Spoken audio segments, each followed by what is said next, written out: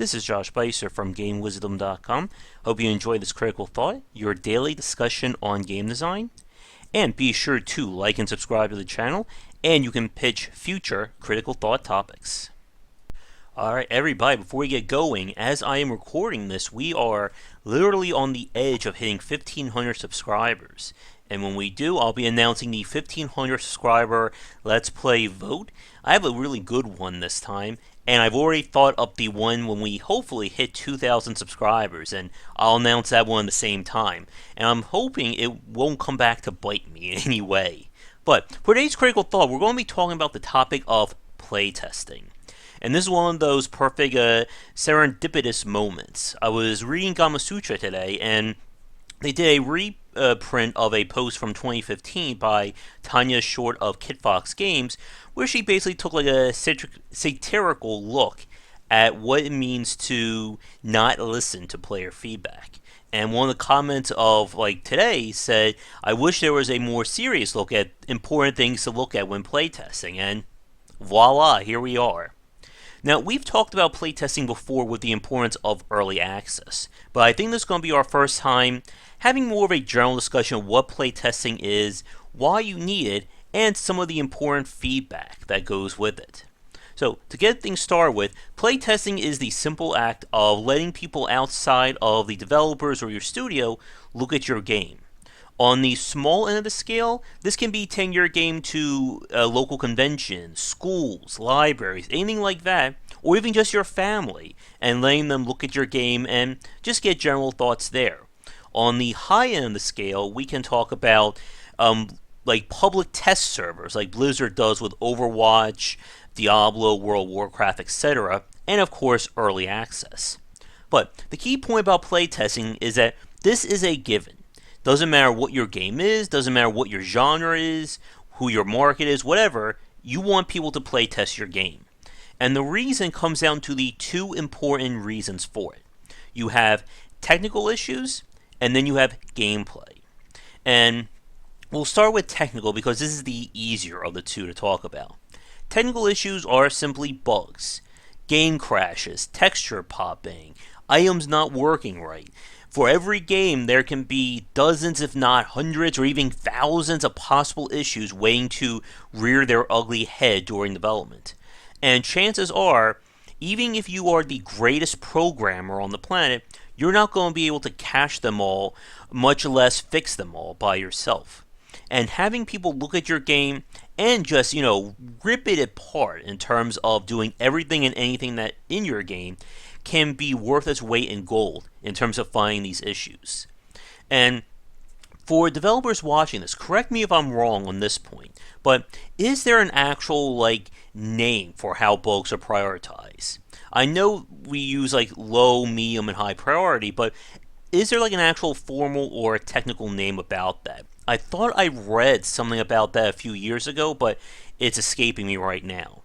But, like I said, when it comes to technical issues, they can be treated in terms of priority.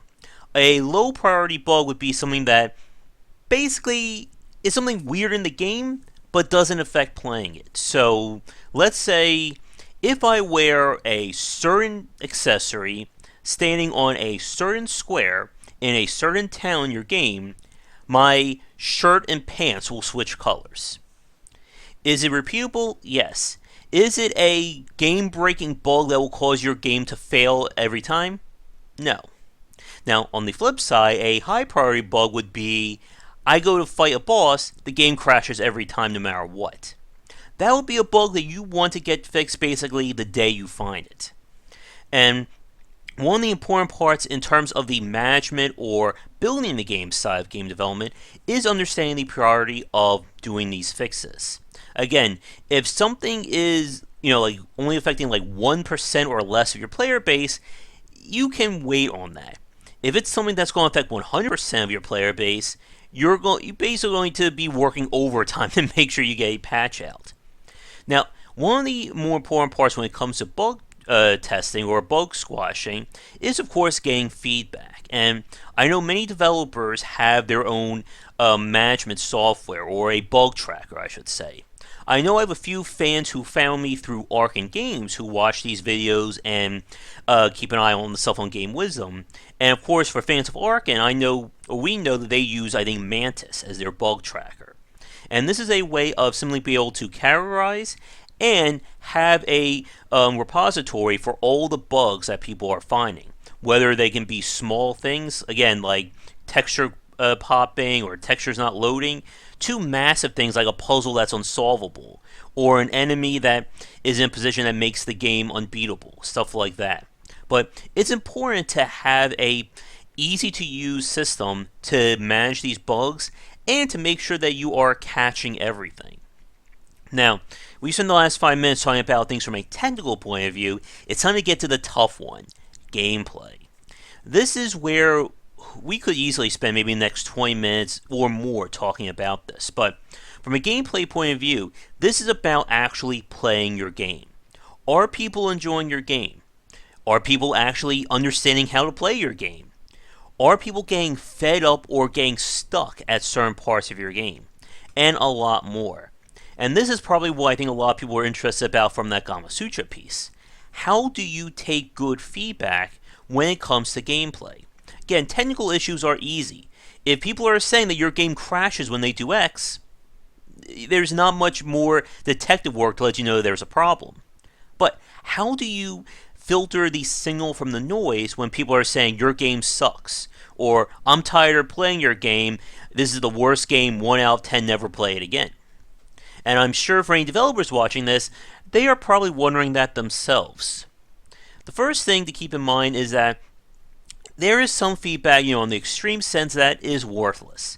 If you get a negative Steam review that says, your game makes me think of anchovies 1 out of 10, you're not going to get much out of that one. Unless you're making a game that's built on smell-o-vision. If that ever, decides to come to pass. Maybe that's the next thing after VR. But it's important to be able to look at feedback and, more importantly, look at if there's a pattern. I'll give you an example. When my mom was buying a dishwasher, she was reading reviews. Oh, I'm sorry, a laundry or just a washer. My mistake. And she was reading reviews, and she wasn't sure. Again, it's hard to take a lot of reviews and take merit in these reviews. Some could be paid off. Some could just be people who couldn't understand the product, stuff like that. And there were a lot of reviews saying that the washer was loud. And again, she thought, that's not that big of a deal. And of course, when she got it, it was very, very loud. And the point was, if 4 or 5 people are saying that there's a problem, you can chalk that up to maybe, they're just having a bad experience. Maybe it's them. If 60, 70, 100 people say that there's a problem, then you have to put a little bit more stock in that. And this is where being able to read between the lines comes in handy in terms of playtesting. If everyone who says your game sucks gets to maybe level 3 of your game, maybe there's a problem with that level. If people are having trouble understanding X, and there are constant comments on your forums or on your tracker about how does so-and-so work, maybe you should readjust that. Maybe you should change it around or make it easier to follow. And this is why one of the most important parts about playtesting is that the earlier you do it, the better your game is going to be for it. Again, this goes back to when we talked about early access and how many developers have found it worth its weight in gold in terms of getting that important feedback. I've spoken to developers like Tim Keenan from Misfits X on Duskers, Plastic Games of BitShifter, Zach from Zachtronics with TIS100, and so on, and they've all attested to how great it is to have all these people looking at their game and finding these issues for them. Because 9 times out of 10, you're not going to find this stuff until it's too late. And it's better to find a bug or a problem with your game while it's in alpha, rather than get 2 weeks until release and everyone tells you, oh, this game system doesn't work. And when it comes to being able to do proper playtesting, again, it's important to ask the right questions. And also being able to analyze things. Now, video game analytics, that is a little bit beyond my knowledge base as well. But it is important to be able to get proper metrics, again, about how people are playing your game. is there a point where everyone stops playing your game? For instance, when I talked with Zach Barth of Zachtronics again on Space Chem, he told me in an interview once, I think, like according to like the Steam Analytics or the Steam Achievements, that I think less than 1% of the people who bought Space Chem actually finished the game. And that was kind of his clue that maybe he should make things a little bit more accessible with future games, which of course he did with Infinite Factory, TIS, and so on. Even then, of course, he found that there were some people who couldn't even beat the first level and they stopped playing his game. So, again, it's important to get as much information as possible. And when it comes to playtesting, the more the better. The more people looking at your game, the greater the chance you'll have a sizable test pool to see just how your game responds. With that said, a very important point is you have to have a wide margin of people. Just having your fans playtest your game is not enough, because then you end up with that echo chamber effect. Everyone who's already played your game knows how it works, which makes it very hard to get that fresh perspective. And while this may sound a little bit hokey, every video game is somebody's first game, whether first in the grand scheme of things that they've never played a video game before, or their first game from you as a developer or your brand. And Paradox Interactive is certainly guilty of this. They have some of the most complicated and just massive games on the market, but at the same time, they are just a pain to learn.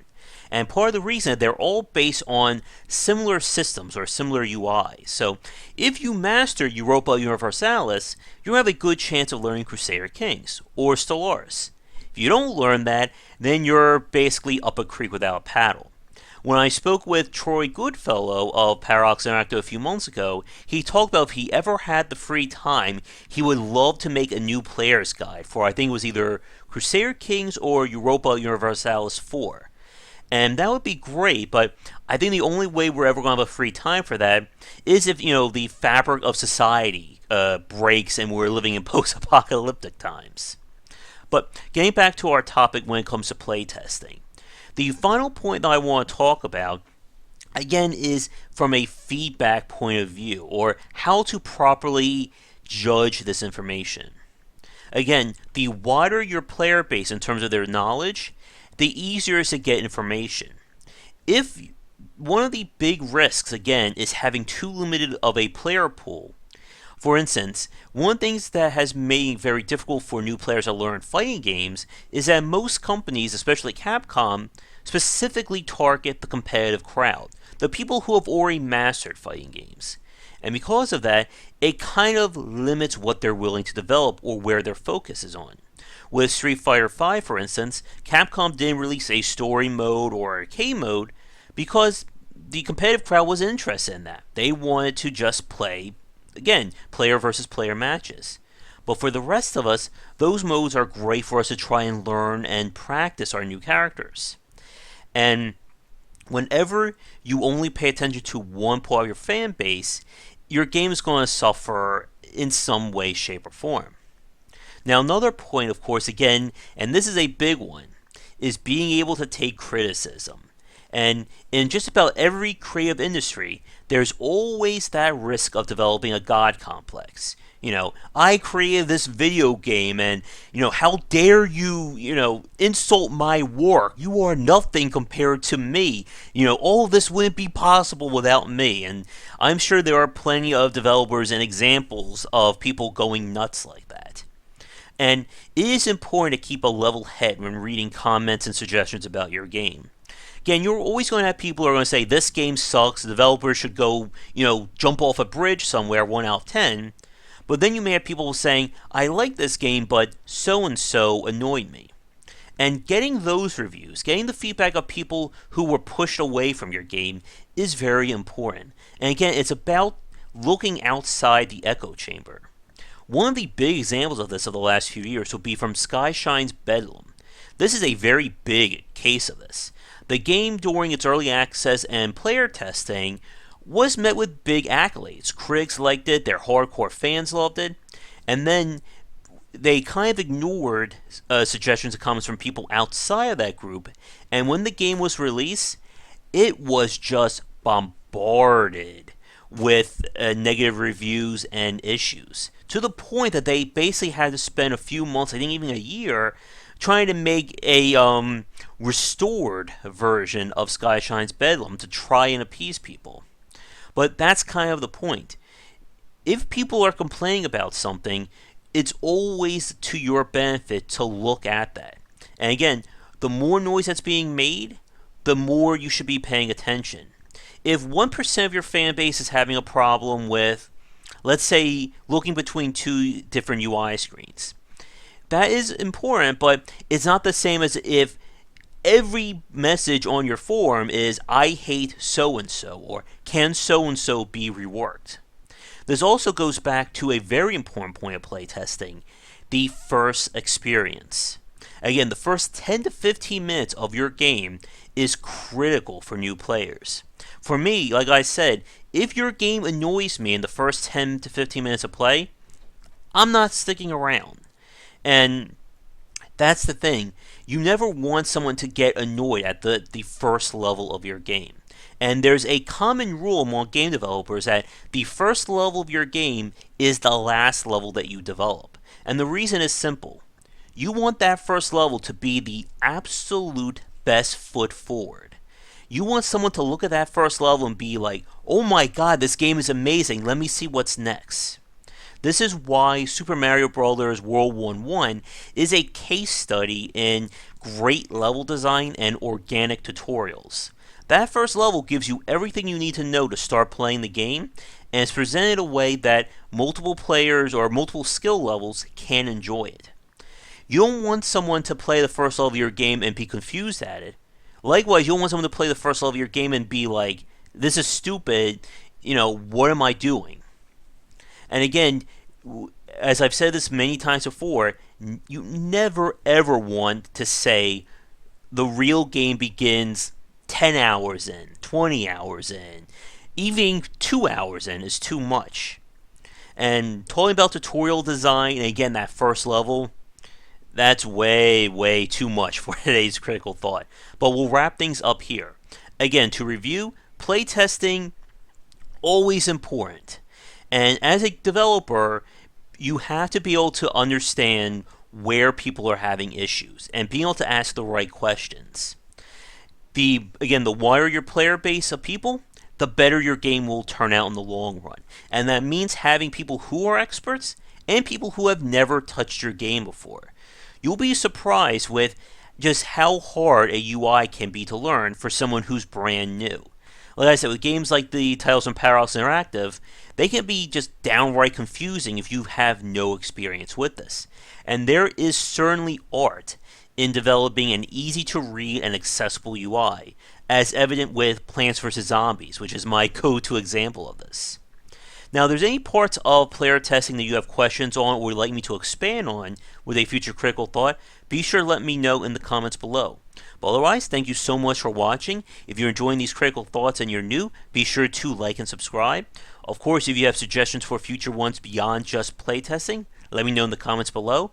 And like I said, we are really, really close to hitting 1,500 subscribers.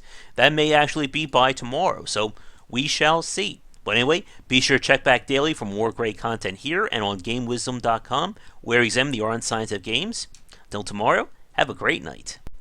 Thank you so much for watching this video. If you enjoyed it, be sure to like and subscribe to the channel, and of course share with your friends, it always helps out. For daily posts on all manner of game design and industry topics, check out game-wisdom.com. To support the site and everything that I do, be sure to check out the Patreon campaign. If we can hit goals, it will mean more content for everyone to enjoy, and I'll be able to support myself and my household. If you want to follow me, you can find me on Twitter at GWBycer for updates throughout the day and random thoughts from me.